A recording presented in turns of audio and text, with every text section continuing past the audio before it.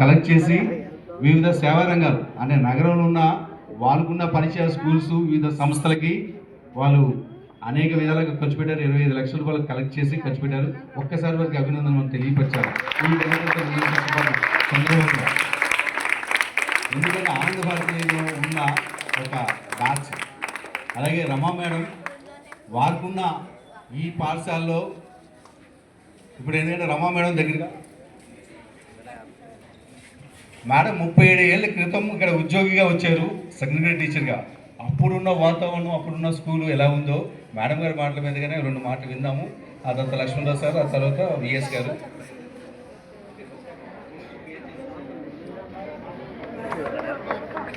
అందరికీ గణతంత్ర దినోత్సవ శుభాకాంక్షలు. మాస్టర్ ఖచ్చితంగా చెప్పేశారు. అప్పటికి ఇప్పటికీ అంటే ఇప్పుడు మీకు ఉన్నటువంటి ఫెసిలిటీస్ అప్పుడు వాళ్ళకి లేవు. వాళ్ళు నిజంగా పేద విద్యార్థుల్లాగానే చదివారు. మీకు గవర్నమెంట్ చాలా ఫెసిలిటీస్ ఇస్తుంది. అప్పట్లో నేను వచ్చేసరికి ఇవన్నీ షెడ్లు, రేకుల షెడ్లు ఉండేవి. ఆ రేకుల షెడ్లోనే బాత్రూమ్స్ లేవు. మరి ఎలా మెయింటైన్ చేసేవారో కానీ ఒక్కరోజు కూడా స్కూల్ మానకుండా వచ్చేవారు పడుతూ పిల్లలు. అయితే ఇప్పటి పిల్లలకి అప్పటి పిల్లలకి ఏంటంటే మేము అక్కడ క్లాస్కి అడుగు పెట్టకుండా ఎవరు మాట్లాడేవారు కాదు మేము వెళ్ళే వరకు. మరి అంత నిశ్శబ్దంగా అంత డిసిప్లైన్డ్గా ఉండేవారు. ఆ డిసిప్లిన్ అనేది మాత్రం ఇప్పటికి చాలా తగ్గిపోయిందని నేను చెప్తాను. అంటే స్వతంత్రం ఎక్కువైపోయింది. స్వతంత్రంతో పాటు డిసిప్లిన్ కూడా పెరగాలి. క్రమశిక్షణ ఉంటేనే మీరు ముందుకు వస్తారు. ముందు విద్యతో పాటు సంస్కారం, వినయం నేర్చుకోవాలని చెప్తాను కదా. విద్య కన్నా ముందు ముఖ్యమైనవి. వీళ్ళందరూ అంత వినయ విధేయతలతో మా దగ్గర చదువు నేర్చుకున్నారు. ఇప్పుడు వీళ్ళ బ్యాచ్లో వాళ్ళు చాలా పెద్ద పెద్ద పొజిషన్స్లో ఉన్నారు. అయితే మమ్మల్ని గుర్తుపెట్టుకోవాల్సిన అవసరం ఉందా? కానీ అప్పటి ఉపాధ్యాయులందరినీ గుర్తుపెట్టుకొని మమ్మల్ని గౌరవించడమే కాకుండా ఈ స్కూల్కి ప్రతి సంవత్సరం కూడా వీళ్ళు పుస్తకాలు ఇవ్వడం అండి అవన్నీ చాలా చేస్తున్నారు. అంతేకాకుండా స్నాక్స్ ఇవ్వడం, తర్వాత కరోనాలో వీళ్ళు చాలా సేవలు అందించారు. ప్రజలకి భోజనం అందించడం కానీ, వాళ్ళకి ఇళ్లలో లాక్డౌన్ ఉన్నప్పుడు చాలా సహాయ కార్యక్రమాలు చేశారు. వీళ్ళు ఒక కమిటీగా ఏర్పడి, రిజిస్టర్డ్ కమిటీగా ఏర్పడి చాలా సేవా కార్యక్రమాలు అంటే మొత్తం అందరూ బ్యాచ్లో ఉన్నటువంటి పిల్లలందరూ కలవడం ఒక చాలా గొప్ప కృషి అని చెప్పాలి.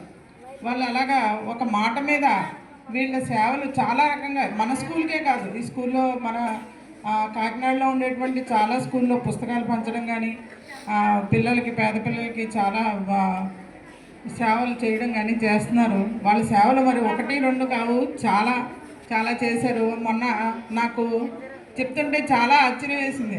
మన దగ్గర చిన్నపిల్లలుగా చదివిన వాళ్ళు ఇంత గొప్ప వ్యక్తులుగా మారారు. అది మనిషి చదువుకోవడం, వృద్ధిలోకి రావడం కాదు. గొప్పతనం ఎప్పుడు ఉంటుంది? మంచి వ్యక్తులుగా అంటే మనం చదువుని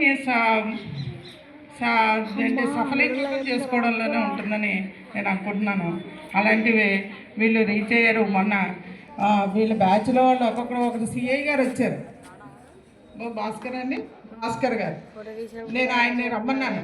ఆయన తిరుపతి రూరల్ ఏరియాలో పోలీస్ ఇన్స్పెక్టర్, సిఐ అంటే సర్కిల్ ఇన్స్పెక్టర్ అని తెలుసు కదా, ఆ విధంగా పనిచేస్తున్నారు. మీరు పుష్ప 2 సినిమా చూసుంటారు కదా, సుకుమార్ గారు కూడా ఆయన్ని అక్కడ కేసులు ఎలా ఉంటాయి, ఏ విధంగా జరుగుతుంది స్మగ్లింగ్, ఇవన్నీ కూడా ఆయన్ని అడిగి తెలుసుకొని ఆ సినిమాలో అవన్నీ కూడా ఆయన రాసుకోవడం జరిగింది. అంటే అంత గొప్ప మెయిన్ నేను అన్నాను, హీరోలు అంటే వీళ్ళే, మీరేనండి హీరోలు. మరి ఇలాంటి హీరోల గురించి భాస్కర్ గారు తను ఎలాగా సక్సెస్ అయ్యారో చెప్పారు. మన స్కూల్లోనే చదివి రన్నింగ్ ప్రాక్టీస్ చేసి అకాడమిక్ ఇయర్స్ దాంట్లో గొప్పగా చదవకపోయినా, చదువు అంటే మీకు ముందుకు వెళ్ళడానికి చాలా ఉంటాయి.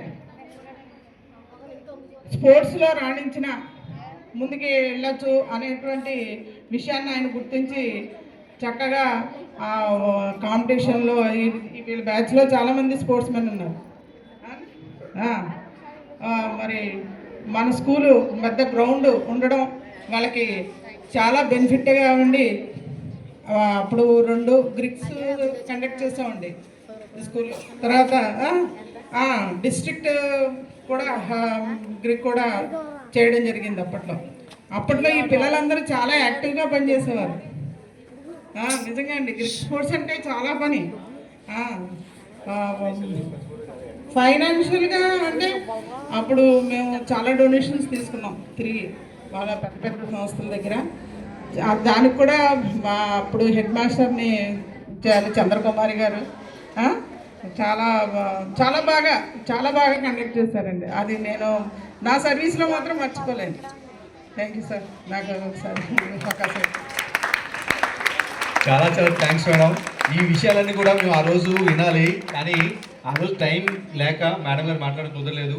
కానీ మన స్కూల్లోనే ఇక్కడే చదువుకున్నారు పాల్ సార్, ఇక్కడే టీచర్గా అయ్యారు సార్. ఎందుకంటే ఈ స్కూల్ ఎంతవరకు మనకి స్వతంత్రం వచ్చింది, తర్వాత ఈ డేను కొన్ని విషయాలు మనం పునశ్చరణ చేసుకోవాలి, ప్రస్తుతం ఉన్న ఇప్పుడున్న తరం తెలుసుకోవాలి.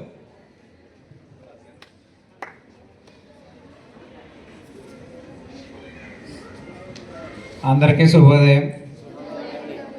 అందరికీ కూడా గణతంత్ర దినోత్సవ శుభాకాంక్షలు. అయితే నేను ఇక్కడ 2000 సంవత్సరంలో ఈ స్కూల్లోకి వచ్చాను. అప్పుడు వచ్చేటప్పటికి ఈ బిల్డింగ్ ఒకటే ఉండేది వెనకది. ఈ మధ్యలో ఇటువైపు